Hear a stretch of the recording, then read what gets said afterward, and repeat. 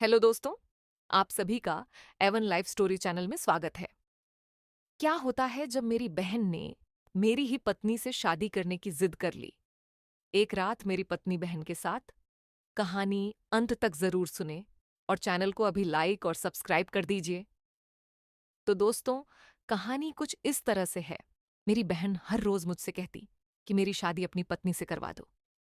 उसकी ऐसी अजीब सी बातें बिल्कुल मेरी समझ से बाहर थीं।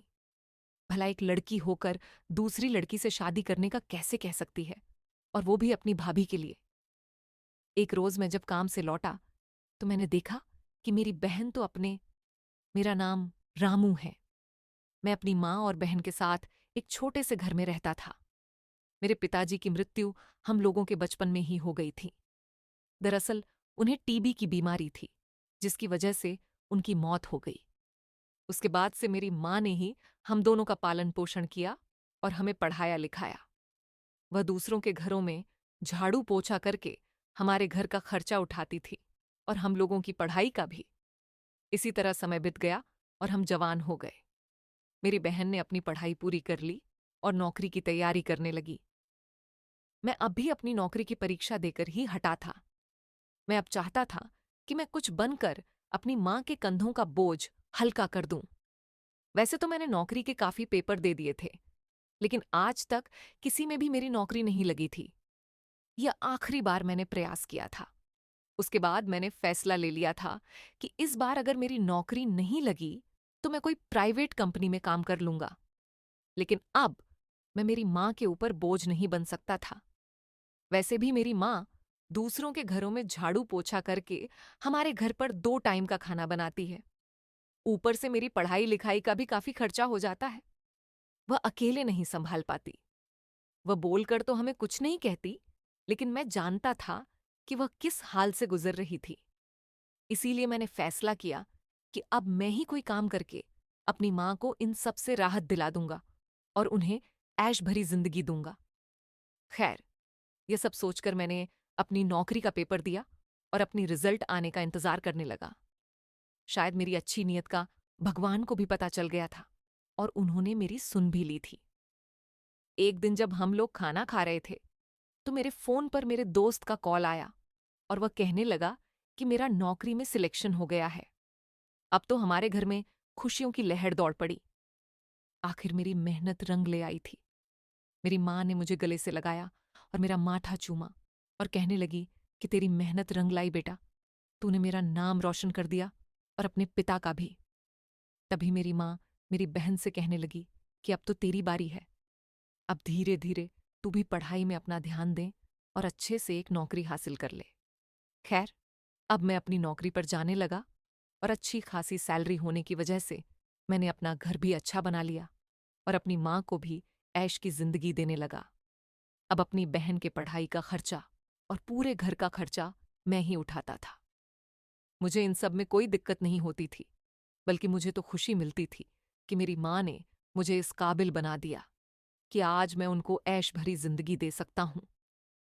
मेरी माँ मुझे कमाता देख काफी खुश होती और हर रोज मुझसे कह देती कि जिस तरह मैंने मेहनत करके तुझे पढ़ाया लिखाया, उसी तरह तुम भी अपनी बहन को पढ़ा लिखा और एक अच्छा आदमी बन। मेरी माँ के संस्कार मुझ में फूट फूट कर भरे थे। इसी वजह से तो मैं आज एक काबिल इंसान बना हुआ था। खैर, ऐसे ही हम लोगों के हंसी खुशी दिन निकल रहे थे। लेकिन हमें क्या पता था कि एक दिन ऐसा भूचाल आएगा जो हमारी हंसती खेलती जिंदगी को बिखेर देगा। किसी बीमारी के चलते मेरी माँ का देहांत हो गया। अब तो मैं और मेरी बहन दो ही इस घर में एक दूसरे का सहारा बचे थे।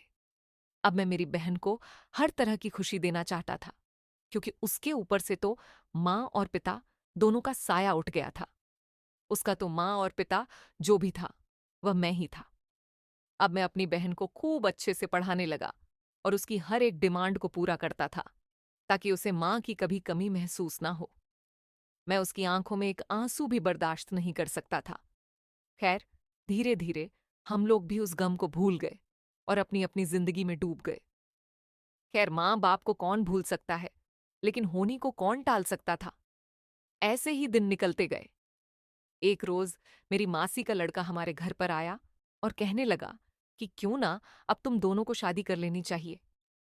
तुम्हारी बहन रीमा भी अब पढ़ाई कर रही है, तो कोई ऐसा घर देख ले जो उसको आगे की पढ़ाई करवाए। और तू तो अब नौकरी को हासिल कर ही चुका है, तो अब तुझे शादी कर लेनी चाहिए। तुम दोनों घर में अकेले रहते हो ऐसे ही मायूसी से। जब तुम लोगों की शादी हो जाएगी तो तुम लोगों को एक नई जिंदगी मिल जाएगी और तुम्हारी भी जिंदगी में खुशियों के रंग भर जाएंगे। तभी मुझे उसकी बात में दम लगा। लेकिन मैं अपनी बहन की जब तक वह नौकरी नहीं लग जाती तब तक शादी नहीं कर सकता था। इसलिए मैंने मीना की शादी करने से तो मना कर दिया। मैंने उससे कहा कि मैं पहले मीना को कामयाब होता देखना चाहता हूं, उसके बाद ही उसकी एक अच्छे से लड़के से शादी करूंगा। लेकिन हाँ, अगर मेरे लिए कोई लायक लड़की है तो तू बात कर सकता है। तभी उसने कहा कि मेरे पापा के एक दोस्त की बेटी है, काफी संस्कारी लड़की है, क्यों ना उसके साथ तेरी शादी की बात चालू कर दी जाए। तभी मैंने कहा कि ठीक है, जैसा तुझे और मौसा जी को ठीक लगे। खैर, ऐसे ही उसके पिता के दोस्त की लड़की के साथ मेरे रिश्ते की बात शुरू हो गई और रिश्ता पक्का भी हो गया। अब लड़की वालों को शादी करने की जल्दबाजी थी। वह लोग चाहते थे कि जल्द से जल्द शादी हो जाए। मुझे भी किसी भी तरह की कोई आपत्ति नहीं थी। इसलिए हम लोगों ने भी शादी की तैयारी शुरू कर दी और उन लोगों ने भी कर दी। धीरे धीरे शादी का दिन नजदीक आने लगा और ऐसे ही करते मेरी शादी का दिन आ गया। उस दिन मेरे अंदर से रोम रोम रो रहा था। मैं अपने माँ और पिताजी को बहुत याद कर रहा था कि आज अगर वह होते तो न जाने कितने खुश होते। लेकिन अब खैर, मैं कर भी क्या सकता था। मेरे दुखों को मैंने अंदर ही दबा कर रखा, क्योंकि अगर मुझे मायूस देख लेती तो मेरी बहन खुद को संभाल ना पाती। इसलिए उसकी खुशी के लिए मैंने अपने गम को अंदर ही दबा लिया और ऐसे ही मैं अपनी दुल्हनिया को ब्याह कर घर पर ले आया। अब हम लोग हंसी खुशी जिंदगी बिताने लगे। अब मेरी पत्नी रानी और मीना के अंदर भी काफी अच्छी दोस्ती हो गई थी। मेरी बीवी का नाम रानी था। रानी मीना का बहुत ख्याल रखती थी, क्योंकि मैंने उसे पहली रात ही कह दिया था कि जिस तरह मैंने अपनी बहन का ख्याल रखा है, तुम भी उसका उसी तरह ख्याल रखना। उसे किसी भी चीज की दिक्कत नहीं होनी चाहिए। उसे माँ पापा की कमी भी महसूस नहीं होनी चाहिए। तभी रानी ने मुझसे वादा किया था कि वो उसकी माँ बनकर दिखाएगी, और वह अपने वादे पर खरी उतर रही थी। वह मीना का हर तरह से ख्याल रखती थी। वह उसको ननंद कम और अपनी सहेली ज्यादा मानती थी। खैर, उन दोनों की अच्छी दोस्ती को देखकर मैं भी बहुत खुश होता था और अपने काम को मन लगाकर करता था। खैर, ऐसे ही दिन निकलते गए। एक रोज जब हम लोग खाना खाकर अपने अपने कमरे में गए तो रीना अपने मायके बात करने लग गई। तभी मैंने सोचा कि क्यों ना मैं मीना के कमरे में चला जाता हूं और उसकी पढ़ाई लिखाई के बारे में भी पूछ लेता हूं। तभी मैं मीना के कमरे में गया और उसके साथ बातें करने लगा और उसकी पढ़ाई लिखाई के बारे में पूछने लगा। तभी मीना ने मुझसे एक ऐसी बात बोल दी जिसे सुनकर तो मेरी आंखें फट गईं। मेरे पैरों तले से जमीन निकल गई। मैं पसीने से पूरी तरह से लटपट हो चुका था। आखिर मीना ऐसी बात कैसे बोल सकती है? दरअसल मीना ने मुझसे कहा कि भैया, तुम अपनी पत्नी से मेरी शादी करवा दो। भला एक लड़की होकर एक लड़की के लिए ऐसा कैसे बोल सकती है, और वह भी अपनी भाभी के लिए? मैंने मीना की तरफ गुस्से भरी निगाहों से देखते हुए कहा कि तुम पागल हो गई हो क्या? ऐसी कैसी बहकी बहकी बातें कर रही हो? तुम्हारी तबीयत तो ठीक है ना? तभी मीना कहने लगी कि मेरी तबीयत बिल्कुल ठीक है। अगर तुम मुझे अपनी बहन मानते हो या कभी मुझसे प्यार किया है तो मेरी शादी भाभी से करवा दो, वरना मैं अपनी जान दे दूंगी। मीना की ऐसी बातें सुनकर मैं बिल्कुल भौंचक्का सा रह गया। मुझसे उठा ही नहीं जा रहा था, लेकिन मैंने जैसे तैसे खुद को संभाला और मीना को बिना कुछ कहे सीधा कमरे से बाहर आ गया और अपने कमरे में आकर बैठ गया। तब तक रानी भी अपने मायके में बात कर चुकी थी। उसने मुझसे पूछा कि क्या हुआ, आप जब से मीना के कमरे से आए हैं तब से बिल्कुल मायूस चेहरे के साथ बैठे हैं। क्या कोई बात हुई है? मीना तो ठीक है ना? तभी मैंने उसे कुछ भी बताना जरूरी नहीं समझा और कहा कि हाँ, मीना ठीक है, बस थोड़ा मेरे सर में दर्द है, इसलिए थोड़ा परेशान हूं। तभी रानी कहने लगी कि आप लेट जाइए, मैं आपका सर दबा देती हूं। तभी मैंने रानी से कहा कि नहीं, ऐसी कोई जरूरत नहीं है, मैं थोड़ी देर सोना चाहता हूं। उसे ऐसा बोलकर मैं सो गया। लेकिन मुझे नींद कहाँ आने वाली थी। मेरे दिमाग में तो सिर्फ वही बातें चल रही थीं जो मीना ने बोली थीं। आखिर मीना ने ऐसा मुझे क्यों बोला था और वह किस इरादे से ऐसा बोल रही थी। आज तक मीना ने ऐसी कोई भी बात या कोई भी हरकत नहीं की थी जिससे मेरा दिल दुखे। उसने आज तक मेरा हर काम में नाम रोशन किया था और हमेशा से मेरी हर बात को अपने सर आंखों पर रखा था। लेकिन आज उसे ऐसी क्या नौबत आ गई जो उसने ऐसी बात बोल डाली। खैर, मैंने जैसे तैसे इस बात को इग्नोर किया और मन में सोचा कि हो सकता है वह मेरे साथ मजाक कर रही हो, और मैं सो गया। दूसरे दिन फिर मीना ने मुझसे वही बात दोहरा दी। अब तो उसका हर रोज का काम हो गया था। मीना हर रोज मुझसे कहती कि तुम अपनी पत्नी से मेरी शादी करवा दो, वरना मैं अपनी जान दे दूंगी। अब मुझे कुछ भी समझ में नहीं आ रहा था कि आखिर मैं क्या करूं। मैं ये बात रानी को भी नहीं बोल सकता था, क्योंकि मीना रानी का इतना ज्यादा ध्यान रखती थी, उसे इतना प्यार करती थी। अगर मीना को रानी की ऐसी हरकत के बारे में पता चलता तो कहीं उसका प्यार दुख में ना बदल जाए। मैं नहीं चाहता था कि मीना रानी नफरत करे या किसी भी तरह से उससे दूरी बनाए, क्योंकि मीना के लिए रानी से बड़ा सहारा कोई हो ही नहीं सकता था। इसलिए मैंने मीना को यह बात नहीं बताई। और उसके अलावा तो मेरी जिंदगी में कौन था जिसके साथ मैं ये सब बातें शेयर कर सकूं। एक रानी थी। रानी तो खुद ही मुझे इस तकलीफ में डाल रही थी। अब मैं इस गम को अपने अंदर ही लिए रोजाना काम पर जाने लगा। मेरा मन किसी भी काम में नहीं लगता था। बस हर समय मेरे दिमाग में यही बात दौड़ रही थी कि आखिर मीना इन सब बातों को क्यों कर रही है। आखिर वह चाहती क्या है। फिर मैंने सोचा, हो सकता है मीना के दिमाग में कुछ ऐसा चल रहा है जिसकी वजह से वह खुद परेशान हो। इसीलिए मैं एक दिन जल्दी छुट्टी लेकर घर पर आ गया और मीना को जबरदस्ती डॉक्टर के पास ले गया और उसका इलाज करवाया।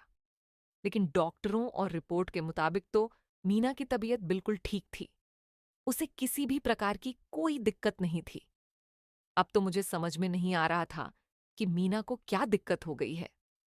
पहले मुझे लगता था कि शायद किसी परेशानी की वजह से वह यह सब बातें कर रही होगी। लेकिन आज तो रिपोर्ट्स में सब पता चल गया कि उसके दिमाग की हालत और सब कुछ बिल्कुल ठीक है। अब तो मैं पूरी तरह से परेशान रहने लगा। मुझे समझ में नहीं आ रहा था कि आखिर मैं क्या करूं जो मीना इन सब बातों का पीछा छोड़ दे और मुझे सच्चाई बता दे। तभी एक रोज मैंने ऑफिस में बैठे हुए सोचा कि अब तो जो हो रहा है उसे होने ही देना चाहिए, क्योंकि मैं कभी भी इस बात की तह तक जा ही नहीं पाऊंगा, क्योंकि मेरे पास ऐसा कोई जरिया नहीं था जिसे मैं इस राज को जान सकूं। तभी मैंने सोचा कि जो हो रहा है होने दो, एक ना एक दिन सच्चाई अपने आप सामने आ जाएगी।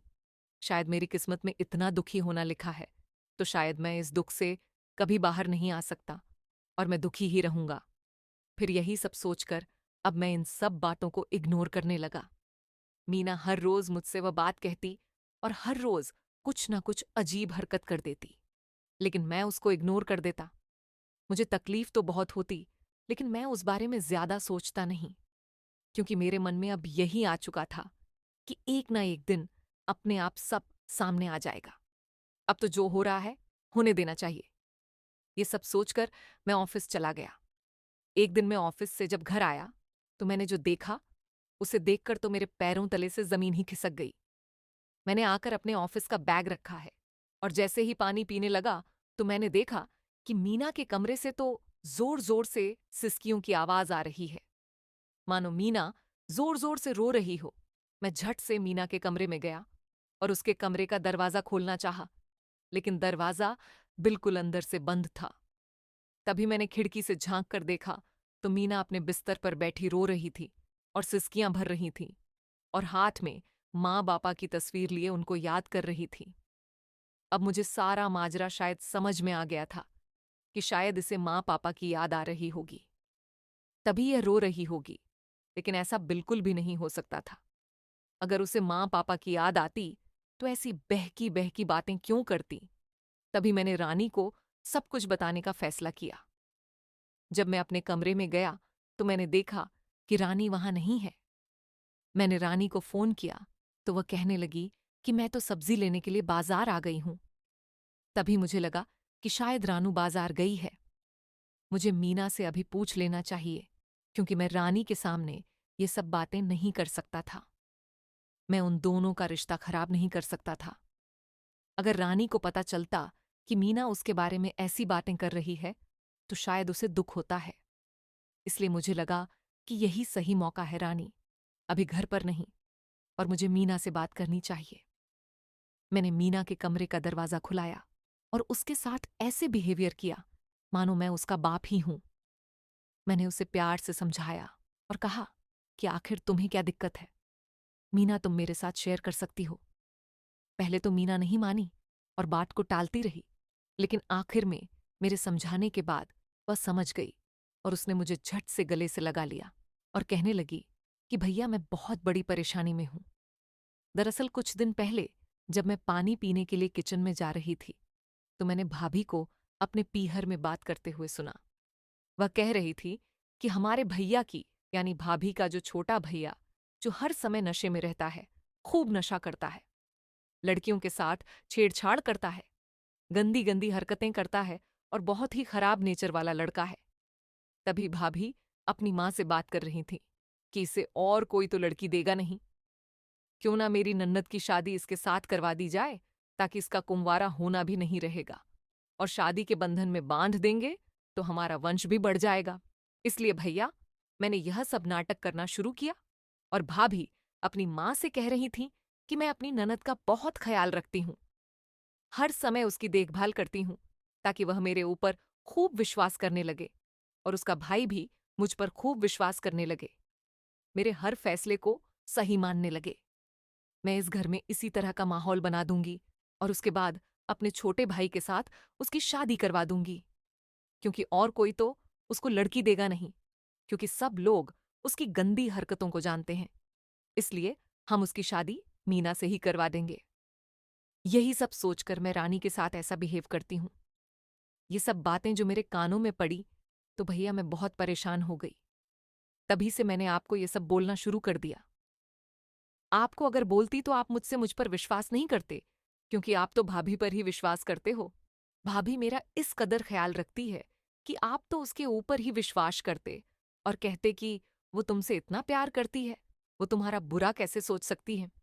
इसलिए मैंने सोचा कि क्यों ना मैं आपके साथ ऐसी बहकी बहकी और गंदे विचारों वाली बातें करूं, ताकि आप गुस्से में आकर मुझे घर से बाहर निकाल दो और मैं कहीं दूर जाकर रहने लग जाऊं, ताकि उनके छोटे भाई से मेरी शादी ना हो और मेरी जिंदगी नरक ना बने।